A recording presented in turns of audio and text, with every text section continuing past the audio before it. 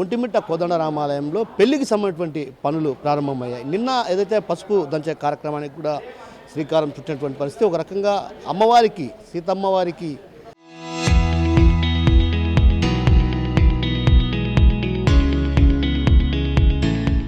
సారే చీర సమర్పించి ఆ తర్వాత మూలవరులు, అదేవిధంగా రోళ్లకు శాస్త్రోక్తంగా పూజలు నిర్వహించినటువంటి ఆలయ అర్చకులు ఆ తర్వాత పసుపు దంచే కార్యక్రమం. ఈ కార్యక్రమంలో ప్రధానంగా డిప్యూటీ ఈఓ ప్రశాంతి గారు కూడా పాల్గొన్నారు. ఆమెను అడిగి తెలుసుకున్న ప్రయత్నం మనం చెప్పండి.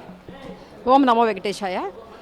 తిరుమల తిరుపతి దేవస్థానం ఆధ్వర్యంలో ఒంటిమిట్ట శ్రీ కోదండరామస్వామి ఆలయంలో నిన్న హరిద్రా ఘట్టనం కార్యక్రమంతో రాముల వారి కళ్యాణం సందడి మొదలైంది.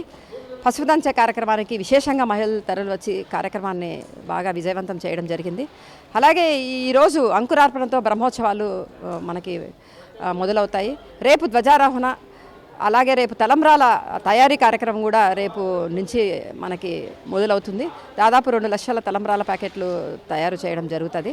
అంతేకాకుండా ఈరోజు భక్తులకి పెద్దపీట వేసే విధానంలో భాగంగా గౌరవనీయులు మన ఆంధ్రప్రదేశ్ రాష్ట్ర ముఖ్యమంత్రి వర్యులు శ్రీ నారా చంద్రబాబు నాయుడు గారు, అలాగే తిరుమల తిరుపతి దేవస్థానము చైర్మన్ శ్రీ బిఆర్ నాయుడు గారు వారి ప్రత్యేక ఆదేశాలతో మా ఎగ్జిక్యూటివ్ ఆఫీసర్ శ్రీ ముద్దాడ రవిచంద్ర గారి గైడెన్స్లో, వారి పర్యవేక్షణలో ఈరోజు మొత్తం చురుగ్గా ఏర్పాట్లు జరుగుతున్నాయి. ముఖ్యంగా భక్తులకు, సామాన్య భక్తులకు పెద్ద పీట వేసే విధంగా ఈ ఏర్పాట్లను చేయడం జరుగుతుంది.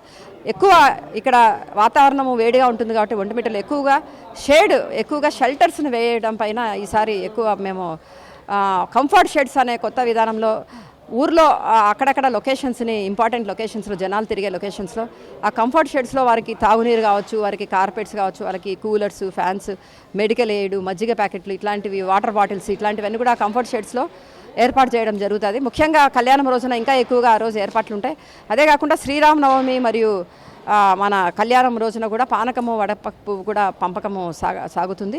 ఇదే కాకుండా నిరంతర అన్నప్రసాదంలో భాగంగా ఈరోజు మొత్తం వచ్చిన భక్తులందుకు కూడా ప్రొద్దున నుంచి రాత్రి దాకా నిరంతరం కూడా వారికి అన్నప్రసాద వితరణ ఉచితంగా తిరుమల తిరుపతి దేవస్థానం వారు చేపట్టడం జరుగుతుంది. ఇదే కాకుండా కళ్యాణం రోజుని ఫోకస్ చేస్తా ఎక్కువ ఏర్పాట్లు, ఆ రోజు ఎక్కువ దాదాపు 1 లక్ష మంది కెపాసిటీకి సరిపడేటట్టుగా గ్యాలరీస్ని ఏర్పాటు చేయడం, వారికి అన్నప్రసాదాలు గ్యాలరీలోనే అందించేటట్టుగా వారికి పులిహోర కావచ్చు, వారికి ఒక చక్కెర పొంగలి కానీ, కేసరి కానీ, స్వీట్ కావచ్చు, అలాగే వారికి biscuit packet, water bottle, juice packet ఇట్లాంటివన్నీ కూడా వారికి ఒక ఫుడ్ కిట్ బ్యాగ్లో వాళ్ళకి అందజేయడం జరుగుతుంది గ్యాలరీలోనే. ఇవి కాకుండా వాళ్ళకి ఒక్కొక్కరికి వచ్చిన వారికి తలంబ్రాల ప్యాకెట్లు, తర్వాత మన తిరుమల నుంచి కూడా స్వామివారి లడ్డూ ప్రసాదము, 50 రూపాయల లడ్డూ ప్రసాదం కూడా వారందరికీ, కంకణము, పసుపు, మన అమ్మవారి కుంకుమ ప్యాకెట్ ఇవన్నీ కూడా ఒక కిట్ రూపంలో కియోస్కుల్లో వాళ్ళకి ఎంటర్ అయ్యేటప్పుడే కూడా భక్తులందరికీ వాళ్ళకి కన్వీనియంట్గా ఉండేటట్టుగా, సామాన్య జనాలకి సంతృప్తికరంగా ఉండేటట్టుగా ఈసారి ఏర్పాట్లు చేయడం జరుగుతుంది. ముఖ్యంగా ఇల్యూమినేషన్ కూడా తిరుమలకి ధీటుగా చేయాలనే ఉద్దేశంతో తిరుమల తిరుపతి దేవస్థానం యాజమాన్యం వారు ఇక్కడ చాలా మంచి భక్తులకి సంతృప్తికరంగా ఉండేటట్టుగా మంచి ఎలక్ట్రికల్ ఇల్యూమినేషన్ అనేది చేయడం జరుగుతుంది. ఈ ఏర్పాట్లన్నీ కూడా ముఖ్యంగా సామాన్య భక్తులను దృష్టిలో పెట్టుకొని ఈసారి ఇంకా ఎక్కువ జనాలు వస్తారని ఊహిస్తూ కళ్యాణంని కూడా బాగా జరిపించాలా, ఎలాంటి డిజాస్టర్స్ జరగకుండా సెక్యూరిటీ ఫుల్ బందోబస్తు కూడా మన సివిఎస్ఓ గారు, కడప జిల్లా ఎస్పీ గారు కూడా చాలా ఎక్కువ బందోబస్తు రేపటి నుంచే పెట్టడం జరుగుతుంది. డిజాస్టర్ ప్రివెంటివ్ మెజర్స్లో భాగంగా కూడా చాలా ఆ మెజర్స్ని కూడా ఫాలో అవ్వడం జరుగుతుంది.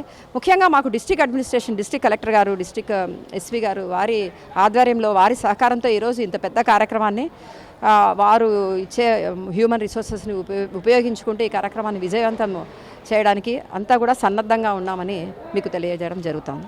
ఓం నమో వెంకటేశాయ.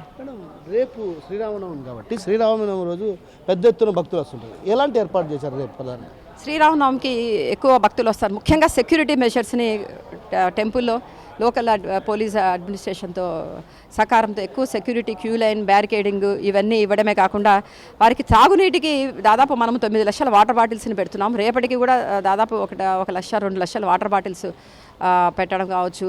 తర్వాత అన్నప్రసాదం నిరంతరంగా రేపు పోయే విధంగా, ముఖ్యంగా టెంపుల్లో ప్రసాదము ఈ బ్రహ్మోత్సవాలు ఎక్కడ కానీ టెంపుల్ ప్రసాదం కూడా నిరంతరాయంగా ప్రసాదం వచ్చిన ప్రతి భక్తుడు కూడా ప్రసాదం తీసుకునే బయటికి వెళ్ళేటట్టుగా ఏర్పాట్లు చేయడం జరుగుతుంది. నీడ కోసము షెల్టర్స్ని పూర్తిగా ఏర్పాటు చేయడం జరిగింది. మజ్జిగ ప్యాకెట్లని 9 లక్షల దగ్గర మనకి మజ్జిగ ప్యాకెట్లు మనం వాడితే రేపు శ్రీరామనవమికి దాదాపు 1 లక్ష పైన మజ్జిగ ప్యాకెట్లను కూడా మనం పంచడం జరుగుతుంది వచ్చిన భక్తులకు అందరికీ కూడా different locations. Thank you. So మొత్తం మీద ఏదైతే ఒంటిమిట్ట కోదండరామాలయంలో పెళ్లి సందడి మొదలైంది అనే చెప్పాలి.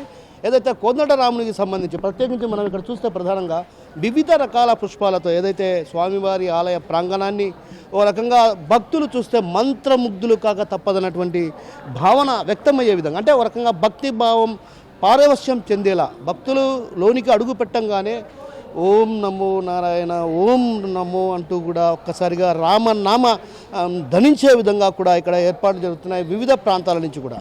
అంటే ఒక రకంగా ప్రత్యేకమైనటువంటి పూలు బెంగళూరు, చెన్నై, కలకత్తా వంటి ప్రాంతాల నుంచి కూడా ఇక్కడ ప్రత్యేకించి అక్కడ పూలను కూడా తీసుకురావడం జరిగింది. ఇప్పటికే చురుగ్గా ఏర్పాట్లు కొనసాగుతున్నాయి.